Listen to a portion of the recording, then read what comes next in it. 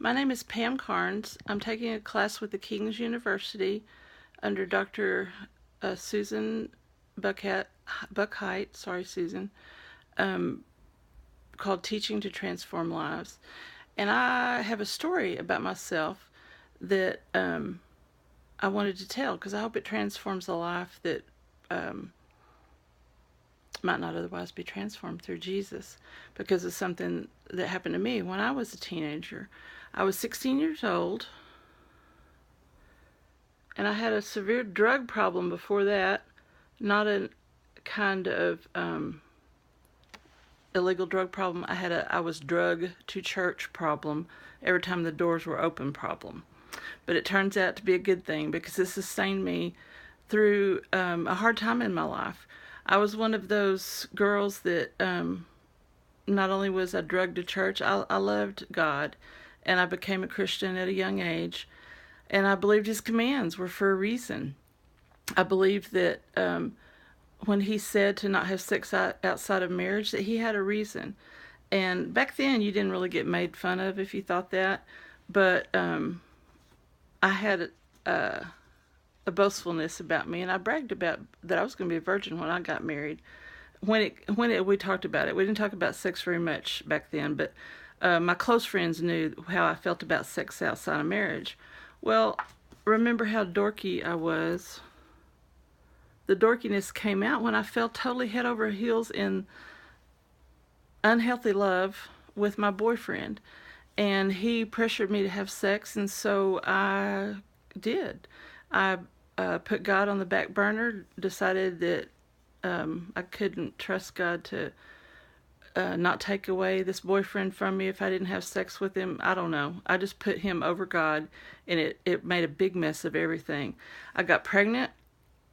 I was totally devastated, embarrassed, and ashamed. I hurt my family, and my friends were shocked because they had all looked up to me. Their parents were shocked. And for 6 years, I raised my son by myself. Um, Finally, uh, things got, I don't know, maybe a little better. Um, my boyfriend decided he wanted to be a part of my son's life, but he was not consistent. That's a picture of his dorky self. And but one of the things that I want to uh, talk about is that God makes something good come out of everything bad. Romans 8:28 says, "For all things work together for good for those who love the Lord and work according to His purposes." Well, I had absolutely believed at age 16 that being pregnant and not having my boyfriend stay with me was the end of the world. But life went on, and this is a picture of my senior year. I stayed in school. See the picture of the girls in the middle, in the middle of the frame. That's my high school buddies, and we grew up together. We're still best friends, and I'm the one in the middle with my dorky self. And then you can see the way I kind of look now. But life went on. I uh, we got married when our son was 6 years old. We had pretty happy life, but I never had the relationship with my son that God intended for me to have. And and so I just want to share with young people that even though life goes on and God does make something good come out of everything bad, that when we put anybody or anything over him, we have to suffer consequences.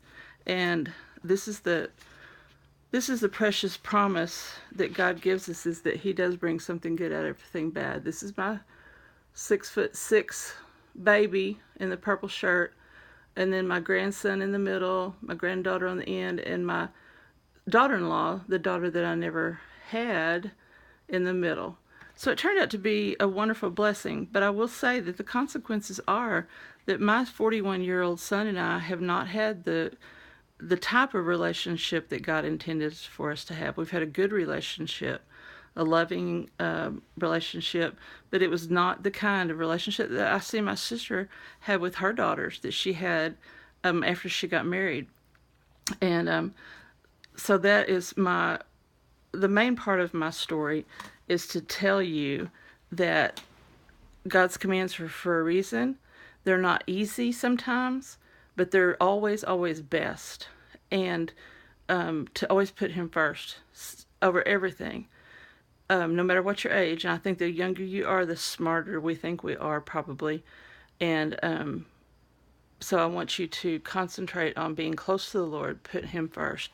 And then I wanted to share part of my story of when I got pregnant and I didn't want to tell anybody because I was so ashamed. And when I couldn't hide it any longer, like I was 3 months along, I went and told my mother, and she was devastated, and she cried, and oh, what are we going to do, and all that kind of stuff. And I was afraid to tell both of my parents, but especially my dad. Well, so mother told my dad, and then I went to him, and he said, well, your mom told me that you're pregnant.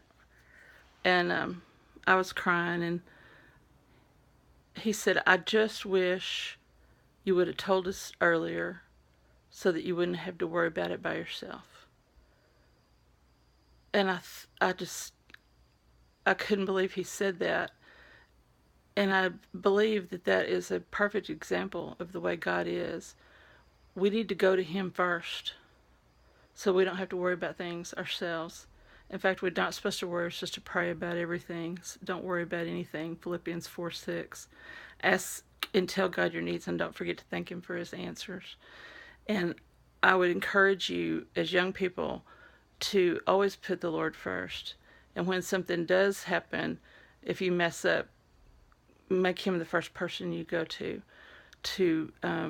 receive comfort and guidance and life abundant here on earth, as well as more rewards in heaven, more rewards here and in heaven. Thank you for listening, and I'm sorry I couldn't get my laptop to work, professor and students, because I couldn't get it. I got it to work, but you couldn't hear me, and then I couldn't get it on YouTube. But Dr. B, I am not comparing myself to others.